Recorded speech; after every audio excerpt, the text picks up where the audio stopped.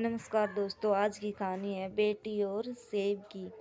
एक पिताजी अपनी बेटी को बाजार घुमाने के लिए ले गए। बाजार में तरह तरह की चीजें थी। तभी बेटी की नज़र सेब से भरे हुए एक ठेले पर पड़ी। बेटी ने पिताजी से सेब दिलाने के लिए कहा, क्योंकि बेटी बहुत छोटी थी और पिताजी नहीं चाहते थे कि उसकी बेटी इसके लिए जिद करने लगे। इसलिए पिताजी ने तुरंत 2 सेब खरीद लिए। तुरंत ही बेटी ने दोनों सेब अपने एक एक हाथों में ले लिया। उसके पिता ने उससे पूछा कि बेटी, क्या तुम मेरे साथ एक सेब बांट सकती हो?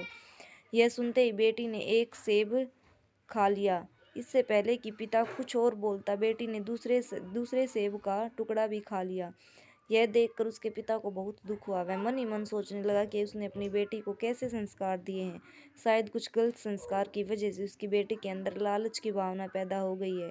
पिता मन ही मन में इस प्रकार की बातें सोच ही रहा था कि बेटी ने उसकी तरफ एक सेब बढ़ाते हुए कहा कि पापा, आप यह सेब खाइए, यह बहुत ही मीठा और रसीला है।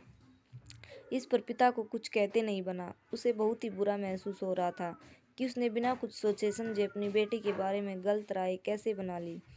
हालांकि वह अपनी बेटी का यह प्यार देखकर बहुत खुश भी था, लेकिन उसे पछतावा भी हो रहा था। सीख: बिना किसी चीज को सोचे समझे जल्दबाजी में कभी भी नतीजे पर नहीं पहुंचना चाहिए। धन्यवाद।